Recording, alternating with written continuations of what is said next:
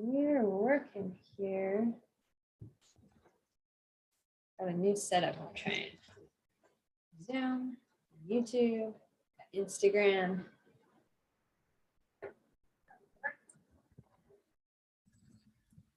Got all my pieces in place.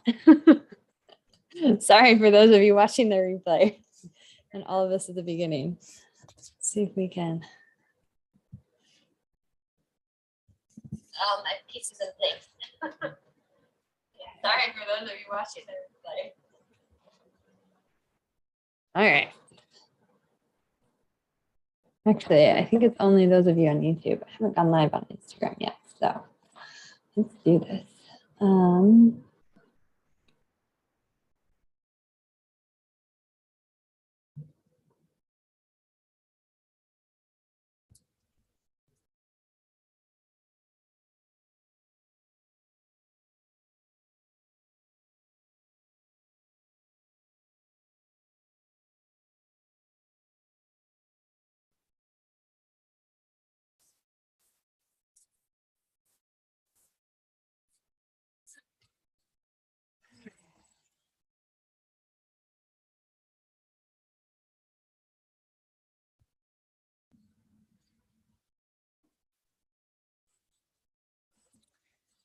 Welcome, everyone. This is one that has been a long time coming. A little bit later tonight. I had to get kiddos in bed. Took a bit longer. But I'm excited to share this topic with you because I'm hoping it will be a really helpful perspective for a lot of you, because this is probably one of the most common questions I get asked about is, how do we navigate general authority versus personal revelation? And I know it's a topic that a lot of people have a conversation around, right? And trying to find the balance between the two. Hang on, I'm gonna turn my heater off here so it's not so loud. Okay, so first thing I want to share with each of you is, for those of you who are not familiar with my staircase model, we're going to be talking about it today. So I want to give you a quick introduction to it. This is basically what it looks like, the base model of it. The silver represents feminine energy, the kind of blue here. The gold or tan, that is masculine energy. Now, when I'm talking about masculine and feminine energy, I am not talking about gender or personality. They are two sets of traits that we can use to classify lots of different things, right? Masculine is typically external, structured, organized, tangible. Feminine energy traits are internal, spiritual, intangible, fluid, flowing, right? So we have this duality between the two. And the staircase model is all about describing the relationship between the masculine and feminine and how they do this dance back and forth. And there are a couple of different stages where this plays out. Okay? So keep that in mind because we may be coming back to it later. But the place I want to start out with is, we actually tend to approach this question from the wrong place. This comes from a wounded experience of overactive masculine energy, which is having too much structure, which is hierarchy, right? One above the other is a system structure that is masculine energy in nature. It places one better, more worth above another, right? And so that's usually what we're trying to answer when we have this question is, which one is more important? And how do I know which one should be on top? And that's usually what we're fighting in essence, right? There's one camp that typically says general authority is on top. It supersedes, always follow the prophet. That is Trump. That is the top rung. And there's another candidate that says, nope, they don't know me. That's not my life. I am a person and an individual. I have my own connection to God. My personal revelation trumps and is on top. And this is kind of the argument that goes back and forth between different people, is which one should be on top. My whole purpose is kind of breaking down hierarchy and telling us that's not actually the way it works. It's not just about one being more or better or on top. The key to me that is really missing from so many of our conversations, especially conversations involving systems, is relationship. When we take relationship out of it, things start to break down, and that's where we start to put good, better, and best on top of each other, right? Same thing here. This is what becomes really beautiful with the staircase model is we see this is actually a half cycle. A full cycle looks like this. So we have the feminine starts out and grows and goes on this rise journey while the masculine doesn't change. And then the feminine has reached this new level, right? So she maintains that new level while the masculine now goes on this journey and grows. Okay? And so that's a key piece when we are looking at kind of this dance between the two. And this is one of the ways that I feel like it's really important to look at the church and the purpose of religion in general when we're looking at it in terms of masculine and feminine energy. Masculine, again, is that structured, organized, ritual piece. Feminine is the internal, intangible, spiritual, personal connection, right? And so the goal is always for this internal personal connection. And the purpose of the external or religion piece should be supporting the development of the personal connection to God, right? And when the individual's membership reaches a new level in their relationship and connection to God, this triggers a need for the religion to grow and expand in its tools and ways that it supports the membership in their connection to God, right? And so we go through this cyclical back and forth pattern happening here. And so depending on where you are in the cycle, where the system you're looking at is in the cycle will depend upon how you often experience it. Right? If you as an individual are still back here, you're going to be looking at a system that is still at this level as fine, right? It's like still doing its job. It's serving me pretty well. I might see a couple of things wrong with it or struggling to match, but overall, like I'm fine. I'm still basically at the previous set point over here, right? You start going on this personal journey, though, God will call you forward, right? That's why this first stage is called the divine departure. It sounds like we're falling away or we're moving away from God, when in actuality, God is saying, hey, I want a deeper relationship with you. I want a deeper connection with you. Come on, let's go find it, right? And so it's calling you forward and it brings you to this energy clash stage where you start exploring more and more about what does that look like? And this causes a lot of dissonance because where this path is taking you seems to no longer match with where you have been, this previous path. It doesn't feel like it fits. And so it creates this struggle of like, did I get confused? Did I get lost? Like, what's wrong? Should I be going back here, right? Is this really where I'm supposed to be headed or going? And 100%, yes, this is really where you're supposed to be headed and going. This just hasn't met you yet, right? And then what happens is this is the decision point right here. You can see that's resonating with a bunch of you, right? Yes, a lot of us, because collectively in our world right now, we are in this point. We've been experiencing the energy clash in a lot of our systems. It is why we have so much polarity in our world. That's actually a really important point. Without polarity, you don't have the momentum there in order to catapult us into the rise, which is this propulsion into the next level of growth and expansion, progress, moving forward, right? So we want that polarity. It's actually a catalyst for moving us forward. Without it, we don't have enough energy and we can't really grow as much. It's a much smaller thing, right? The thing is, when we don't understand this process, we can get to this stage and we go, crap, everything is falling apart.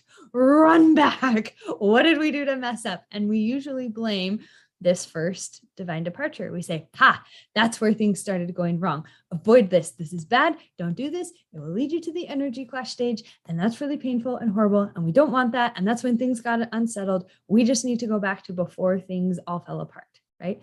Don't you dare go out into the woods. It's dangerous. It causes problems for all of us and tension, and it's bad. It's not.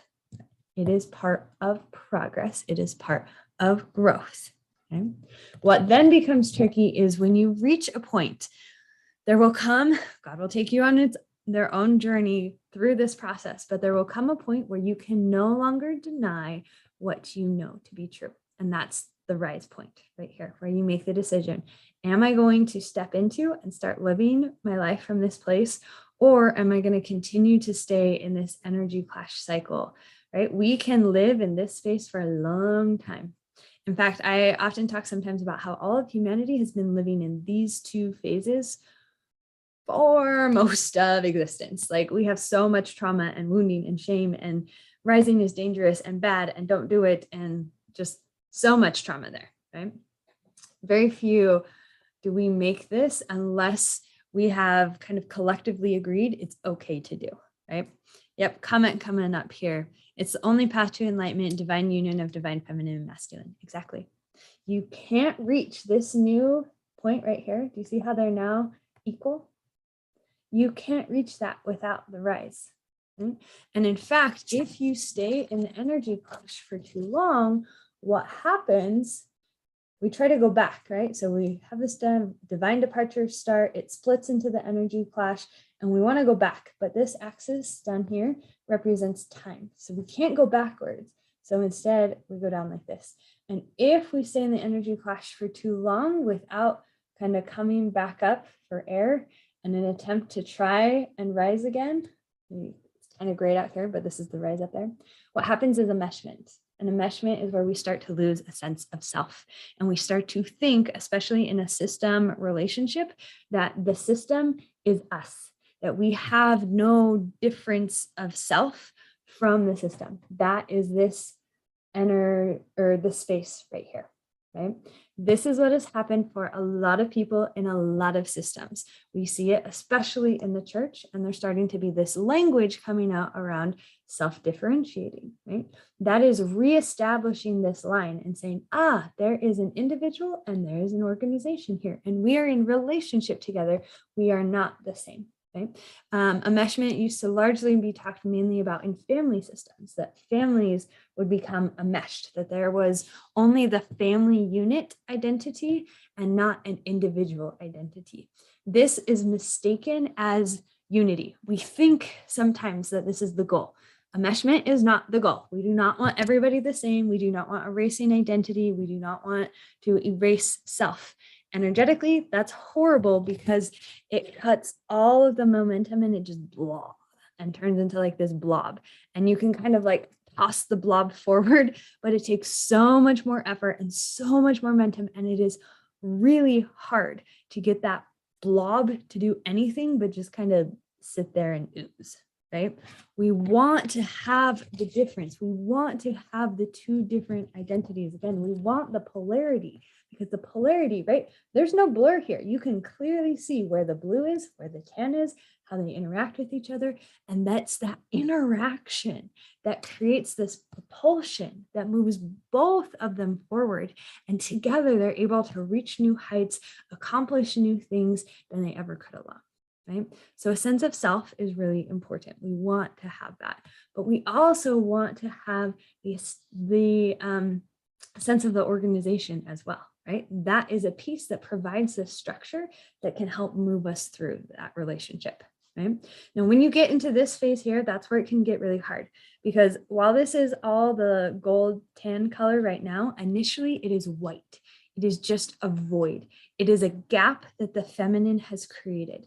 She is holding this space for the masculine to enter and inviting the masculine in, and she cannot force him in. If she tries to force him in, for starters, it usually doesn't go over well, right? But the decision point is a moment of free will. You can't violate free will. You can't force somebody into that experience, right?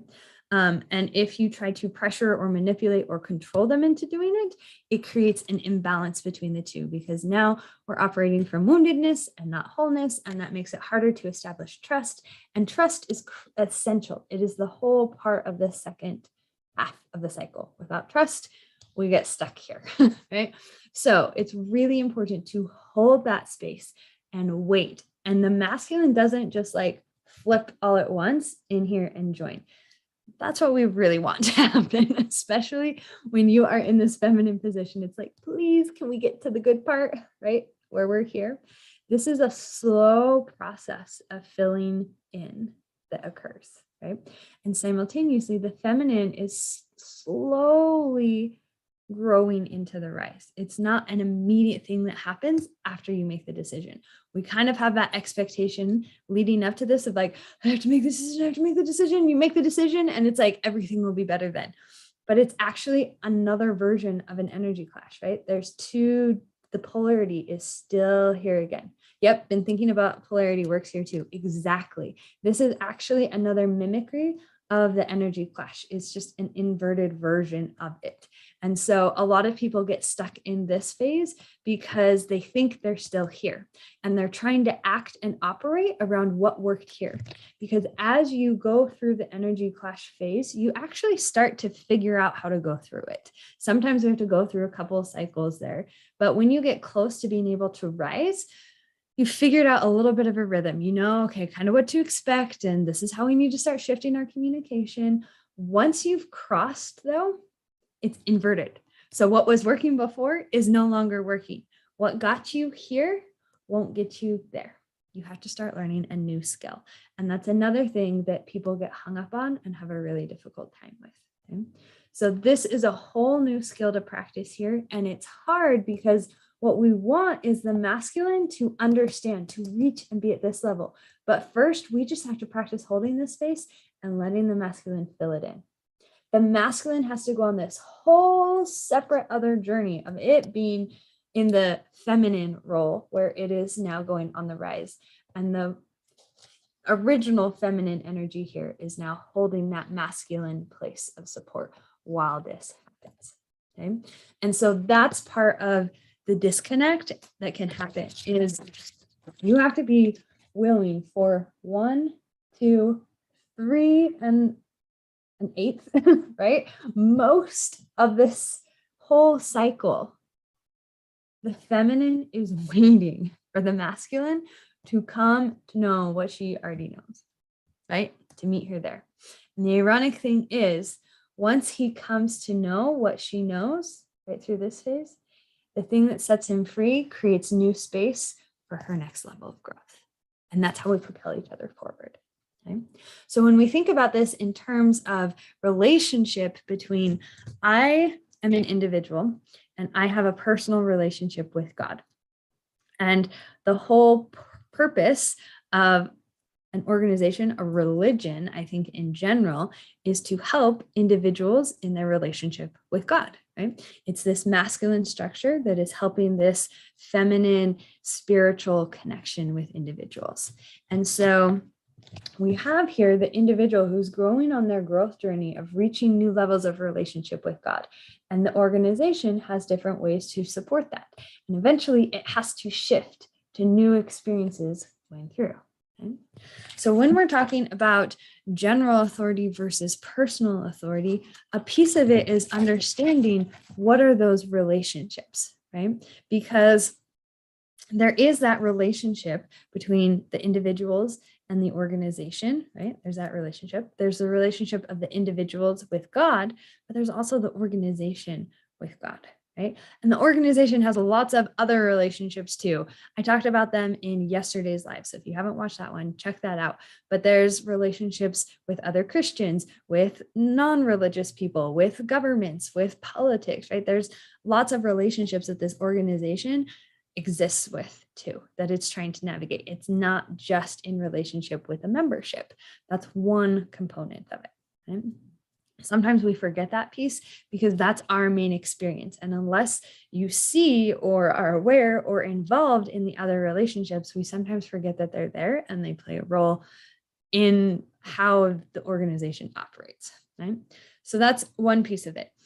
So when we are looking at things that are said and general authority, we may want to be looking, and in fact, you can kind of play this game with general conference and look at what are the different messages that are being shared. Can you recognize which pieces are for which different types of relationship, right? Sometimes the message is for the women of the membership. Sometimes it's for non-members, right? Sometimes it's a little bit of a message to the world of like, this is who we are and this is what we think and believe, right? There's different types of messages there. And so this is where that just recognizing the relationship piece of it can help you understand, okay, where's this message coming from? What is the focus?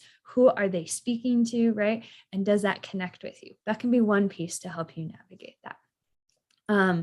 But another piece of this is to recognize, depending on which stage you are at, we all go through this pattern at different times, right? The whole membership is not in the same phases at the same time, because what does that do? Creates our blob, right? We need different people peeling off into their own divine departure at different times. It creates this wave pattern. And energetically speaking, what happens is it causes this split to occur. Somebody's called into the divine departure, right? And it causes this energetic shift, and both people in the relationship become aware of it, even if it's not cognitively, right? And what usually happens is the people who have not been called on the divine departure are like, hey, get back here, get back into place, get back in your place, right? You shouldn't be out there. You're doing things wrong. You're messing things up. You're causing this tension. Why can't you just be happy and satisfied here?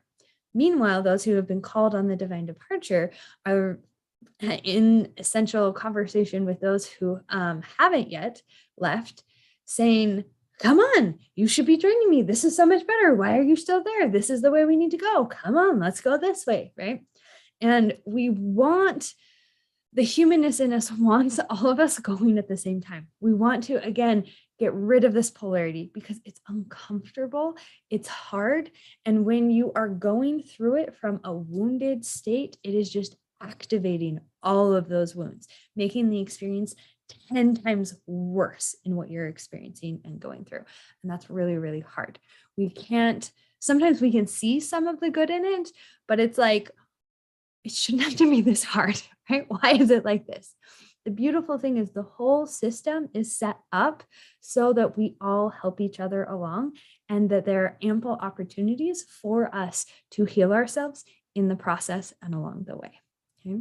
So a part of this is recognizing, if we had everybody move at once, then there isn't that polarity, but also there isn't this beautiful relationship where people can help one another, right? And say, oh yeah, I remember when I was there, let me tell you about it, right? And it's the perpetual, you climb up a ladder and then you reach back and help somebody else. And then you push somebody else forward and you climb yourself up and you help the next person below you, right? It's that same kind of imagery as we're moving forward. And so that's another piece of this, is the messages in general conference are speaking to people in all areas of this thing. And usually it's coming from whoever is speaking about something that spoke to them, right? So maybe they just went through an experience of divine departure, and so they're talking about that. Maybe they just went through a wounded experience about that, though, where somebody departed and left them, and they were the ones down below in the relationship. And so they're speaking towards that message, right? And because our woundedness can sometimes cause this like illusion to come in front of us, so we can't see this pattern playing out clearly, the things that we say and the way we express them are going to be going through that filter. One of the ways I talk about intuition is that we all have a filter and a like pipe that connects us to God, the divine, however you want to think about it, right? And our filter is based off of our beliefs. And when our beliefs are largely wounded, that's going to gunk up the filter. So God may be pouring down pure crystalline water here, but the message that's coming out might be a little bit muddied and murkied based off of that individual person's experiences and thoughts. And sometimes if we hold those same beliefs as the person who's speaking, we might not notice it, right? The water looks the same as our water looks. And so we're like, yeah, I get it. I'm good. Let's do this, right? But there are other times where if we have, red sand in our filter, and so it's different than our water, we're not going to connect with the words as much. The message can rub us wrong. Or if we have a clearer filter, it might be like, where's some of this murky water coming from? It should be blue. Like, what's happening here? And that can cause us to put a lot of judgment on whoever is speaking, right? Because we can recognize this dissonance between what's coming through. If you want to get the most out of general conference or any communication experience, really, whether this is at church, in a business training, in anything, right? Your goal should be to tap into the water source and let it come through your filter, because that's the best way for you to get a message that's going to connect with and resonate with you, rather than necessarily just the words that are coming through or the experience that they're choosing, right? So that's another piece. In fact, Elder Bednar talks about this often, in the idea that we don't actually teach, we just create environments for water to flow. He doesn't use these words. This is my interpretation of what he says. He talks about, we don't teach. The Holy Ghost is what teaches things to people. But to me, a way we can use that in this analogy is, we don't teach things to each other. We just create opportunities for water to flow, and other people can tap into that through the Spirit, right? So that's one way to think about personal revelation and how to use it hand in hand with general authority. But another piece of this that I want to add to is a beautiful thought that came to me just tonight as I was trying to prepare for this live and think about some of the things I wanted to share. And it's this idea that we have, the same way we have two parts of us, the tangible and the intangible, right? We traditionally, in the LDS faith, speak of it as our bodies and our spirits, right? Well, similarly, we have this divine and human experience that's going on, right? And the divine part is the gospel, and the human part is the organization. And we talk about this sometimes, about recognizing the humanness in leaders and trying to use that as a way to explain some of that dissonance when we run up with it. I talked a little bit again about this last night. I'll touch on it just real quick here, because part of that problem is, well, actually, no. Sorry, I was going to go into it, and then I got this intuitive feeling of like, nope, you touched on it in the other video. That's not the point of this video. So I'm going to stay here because I don't want to confuse us with what we're going to be talking about that I feel is more important right now, which is the idea that there is this human component and there is this divine component, and they're meant to go through this experience, the spiral, together, right? And the same way we as individuals are learning how to balance the divine and the human part of us, to purify both of them, to bring them into relationship, to not get caught here where we're shaming one part or the other, right? So an experience here where we get stuck in, this is what I call pimpling, because we go up and instead of rising, we fall back down, and it looks like a pimple when that happens. So when we're pimpling, that could be because we are shaming our bodies, right? Or we're saying, having negative connections to it. It's too big, it's too small, it's too fat, it's unclean, it's gross, it's dirty, right? There are so many different ways we disconnect from our bodies here. On the other side, we can also disconnect from ourselves spiritually, right? And say, oh, I'm not spiritual enough. I'm just a person. I'm an ordinary guy. I'm not a Nephi or a Joseph Smith or a Moses, right? I'm just me, right? That's actually denying the divine part of us, right? Of saying, no, you are a child of God. You are divine. There's divinity within you. And when you deny that, you are shaming it the same way we shame our bodies. And that creates this experience where we can get lost and we don't have clear definition between those two parts of us. And we can't operate well as this well-oiled machine, right? Again, we need that polarity. We need it within ourselves, but we also need it within our systems and our relationships. Right? So when we look at the church, we also have this feminine, which is the gospel, right? And the masculine structure, which is the organization, the divine piece, and the human piece. And the goal is to learn how to balance and unify those together.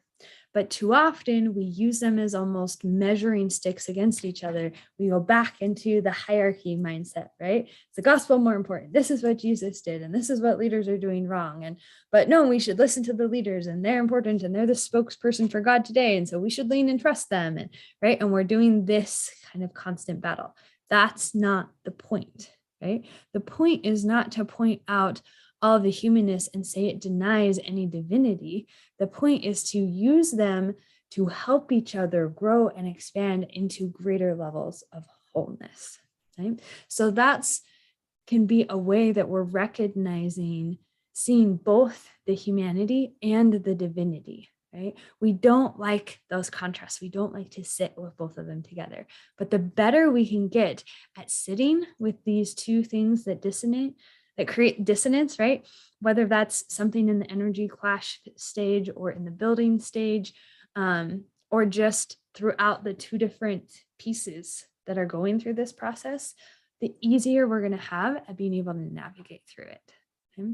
So having that understanding that, first of all, general authority and personal revelation are relationship based, right? The primary relationship of general authority is for speaking to the general membership, right? But then there's also recognizing there are other relationships the church has that might be being spoken to, and that also they are speaking to different levels in the process because we all go through it at different stages. Okay? Then the other piece is recognizing personal revelation has this component where we are recognizing our own intuition, and depending upon our own levels of woundedness and wholeness, that's going to filter our experience. It's going to also filter what triggers us. And I'm going to put this quick caveat in here on triggers because it's actually a very useful concept, and it is more than just recognizing, hey, I had this really traumatic experience, and when I see or experience it again, it makes me feel bad, right? So, you say, for example, have like a death of a family member or a child, right? A miscarriage. And then somebody talks about that experience, that can be triggering for us. That's kind of the way it's generally used in kind of our world right now. The way I like to think about triggers from an energetic standpoint is slightly different. It's in essence that every emotion we feel is meant to move through us and just move through, right? Positive ones, we do that really well, right? We feel it, we move it, we enjoy it. It's like, this feels so good. I don't want it to wear off. I just want to like soak in it, right? But negative emotion, not so much. That's the one we want to like, I don't like this. I don't want to sit in it. I just want to bury it away. And sometimes the negative emotion is so intense, we wouldn't be able to take the action necessary if we had to feel it at the same time. So our bodies are extremely wise and wonderful. And they will say, hey, I understand you can't deal with this right now. So I'm going to hold on to it. I'll package it up nicely here and hold it for you while you go on with your life. Come back and let me know when you're ready, and we can deal with it then. Most of us don't know how to come back and deal with it again. And so instead, we just keep handing our bodies all this stuff until it's like filled with all this junk that it's trying to hold on to. And it's like, hey, you ever going to deal with any of this stuff in here? Like, we've been holding on to some of these things since you were 3 or 5, and now you're like 50.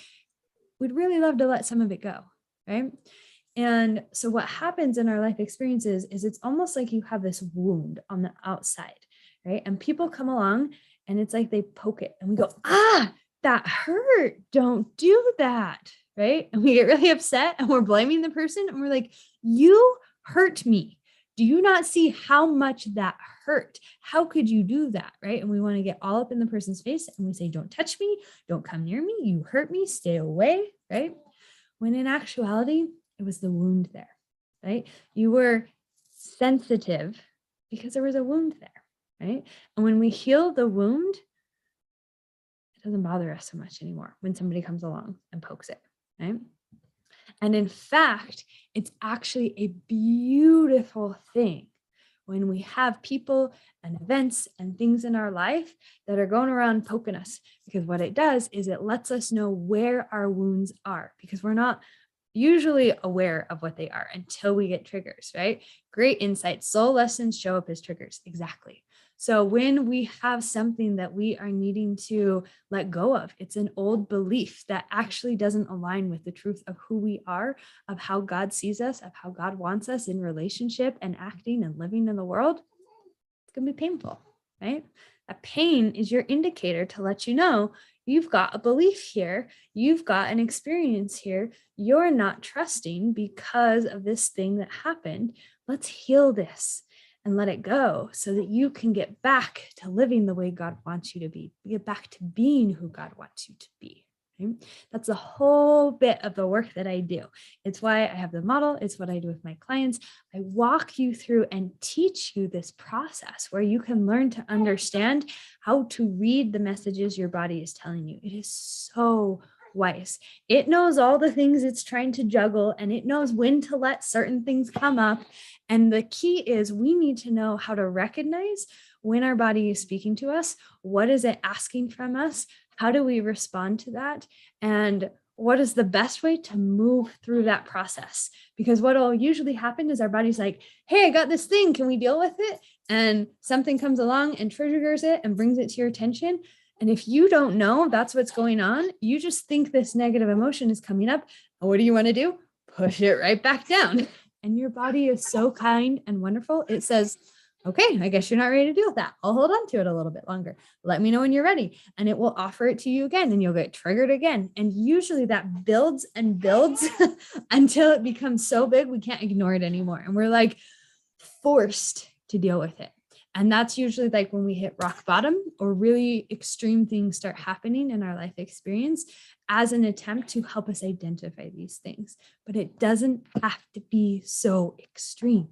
You can learn to read the earlier signals and recognize them and move through them so that it becomes this more natural self-regulating process, right? It's kind of like our Western medical practice, right? We can detect symptoms earlier. We can treat them earlier before you get as sick.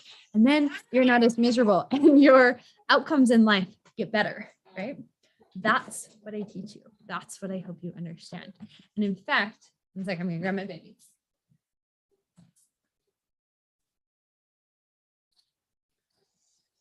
This is one of the things I'm going to be walking you through during the sessions of General Conference. After each session, I'm going to be coming onto my stories and we'll be having a little bit of a conversation because I want to be pointing out to you some of these different things. And I'll be sharing with you some of my experiences, letting you know, like, what triggers did I see? How did I view this? How did I talk about it? So you can start understanding how this process works and how you can utilize it in your life. Okay. One of the first times that I heard about this concept was actually in reference to President Kimball. And it was some like report or I don't know, thing talking about him, biography type thing. And it was somebody had interviewed him and asked him, what do you do when you're in a boring sacrament meeting? And he said, I don't know. I've never been in one. And the insight there was basically to say like, well, two different things, right? We tend to take it as like, oh, wow, President Kimball, man, he is such an amazing spiritual person. Like he is just always listening to God and just like says such wonderful good things. Man, that would be so great if I could have that experience, right? But I'm lowly human me, and I have a really hard time with some sacrament meetings and some of the messages and things that are shared. Like it's really difficult. I don't actually believe that's the case. I think it's far more likely that he has learned how to utilize whatever water is being dropped, right? And so maybe the person who is speaking is much, technically lower on the overall staircase, maybe they're here, they're a little bit newer in their relationship with God, and maybe he's somewhere around here, right?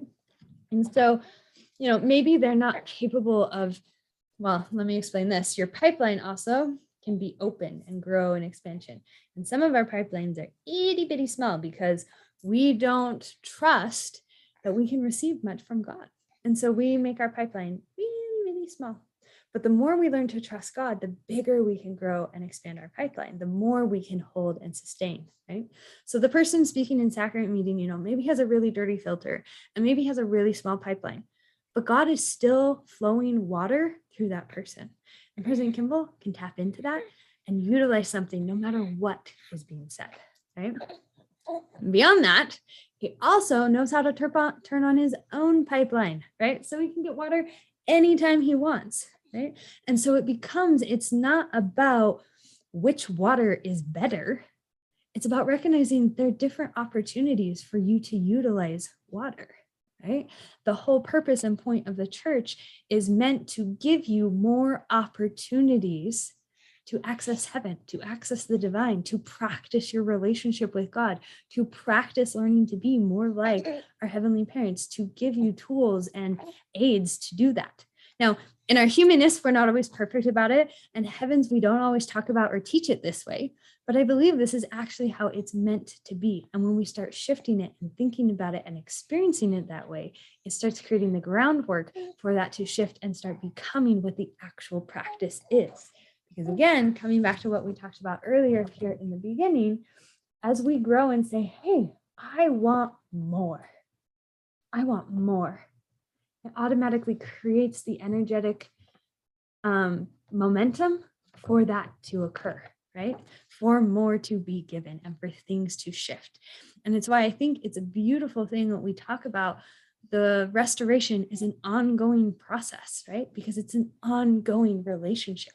As we grow, so too can what the church does grow, right? That's another argument that we get into all the time about the church doesn't follow the ways of the world. No, the church absolutely does. And it caves to personal opinion and like, what are the politics of the world and what's okay? It's not, again, about who's on top and what's the right way and what's spiritual and not spiritual and what's of the world and what's not of the world. It's in terms of relationship, right? It's the relationship of the people with God. And it's the relationship of the church in its ability to support the people in having their relationship with God. And the better we understand that, the better we can navigate the cycle, the better we can create our experiences, both personally and within the organizations. And the cool thing is, this thing works regardless of what the system or organization is. It works within the church, it works in businesses, it works in governments, it works in schools, it works in science, it works in medicine. Pick a system, pick a structure. It's all relationship based. Okay? The one other thing I'm going to add here is sometimes people get hung up feeling like, well, this is an organization and I'm just an individual. I have no power over the organization. Only the people at the top of the organization have the power to make any change. False. I have a post that I've been working on today. I'll probably be posting it right after this. So if you want to go look at it, it'll walk through this again. But it's not, let me back up. We know how to navigate a relationship between an individual and an individual, right? Say a husband and wife, right? If they want to fix their relationship, we need to have conversations and you are in experience with each other. And so you can talk about, hey, when we were coming out of the car the other day, you said that thing, it bothered me. Here's how it made me feel. And next time, can you try saying this, right? We know how to navigate that individual to individual relationship, at least conceptually, right? We may not always be practiced well in how to actually navigate it, but at least we understand the concept. It's much harder to understand what does it look like to be in relationship with an organization, right? Because that feels so much more foreign and different. And like I said, we tend to view it this way: individual, organization. Or the other version of this is, I am an individual, part of the organization. I have no identity except as part of the system, right? We talked about that a little bit earlier. If you were joining us later, watch the replay. We talked about that more. Having to do with enmeshment and self-differentiating. But basically, neither of those is correct. What we actually have is a group of individuals and a group of individuals. And a group of individuals is in relationship with a group of individuals. And how do you create a conversation between the group of individuals and the group of individuals? We like to think that the most efficient way is to gather all of them together, put them in a room, and have them talk to each other. There's a much simpler, much more powerful way that happens all the time. It's when the relationships, let me actually grab my whiteboard because this will be easier if I can draw it out for you. Because all of this is, everything I teach is essentially fractal in nature. And what that means is a fractal is kind of like a Russian nesting doll. There's some base unit, like the doll, and it repeats and expands over time. And so that is exactly what we have happening in these experiences. We have smaller collections of individuals who are in relationship with one another, having conversations and experiences. And those individuals and their experiences and conversations feed into the overall conversation and experience that's happening. Right? We feed into this. And so it becomes, everything is a grassroots movement.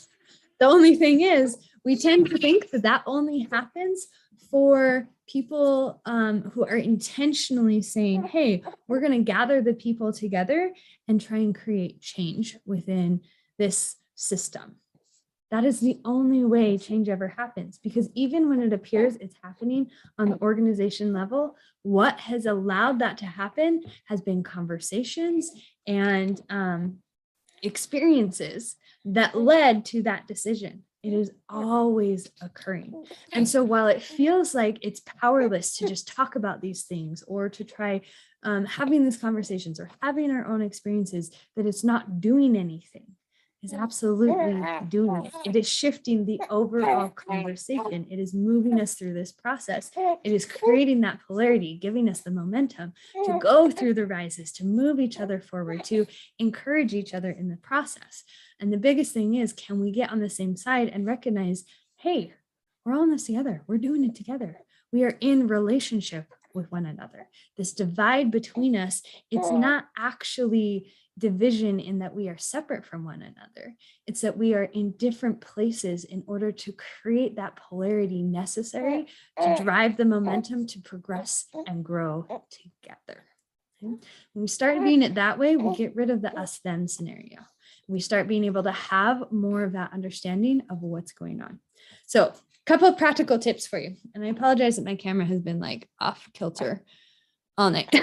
My stand for my phone broke, and so it's being held up by duct tape right now while I wait for the new one to come. So it's just slowly been sliding all night. But I want to leave you with a couple of practical tips as you navigate this, right? The first one is simply practice being aware, right? Can you start noticing these different phases showing up? Can you start noticing these patterns playing out? And when you do, how do you feel, right? Start paying attention to those triggers. What is it triggering in you? Because if you're feeling good, that means, okay, I'm recognizing this and I'm in a fairly whole state as I'm doing it. There's not a lot of woundedness coming up for me right now. If you're recognizing it and you're starting to feel a lot of emotion, feel it, right? That's a place to start processing it. But to recognize that you are meant to feel it and release it, not learn to live there, right? That's a process that I can help you learn to navigate mentally, emotionally, and especially biologically. We don't always talk about biological regulation, but it's a huge part of this. Learning how to regulate your body, program it for the experiences you want, because it learns by default.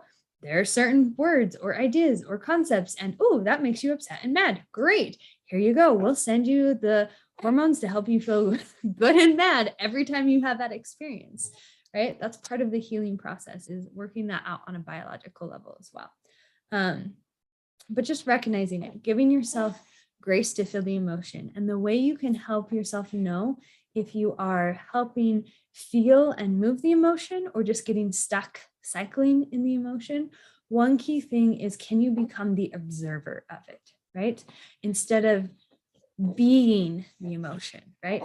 I am angry versus I am feeling angry, right? I am observing this energy that is moving through me, right? I am separate from it. I'm not all consumed in it. I am safe. I am whole. I am worth. I value. and I feel this, right? That's the balance we want to start creating there. If you want to learn more though about deeper things to do, oh, I forgot. I was like, there's one more thing I want to leave you with. Third thing, compassion. Compassion is one of the most powerful tools we have. Compassion for ourselves, compassion for others, to recognize, hey, we're kind of going through a difficult process here. We're trying to navigate an energy clash. We're trying to navigate going through this process without even recognizing what's happening. We think the world is falling apart. It is not.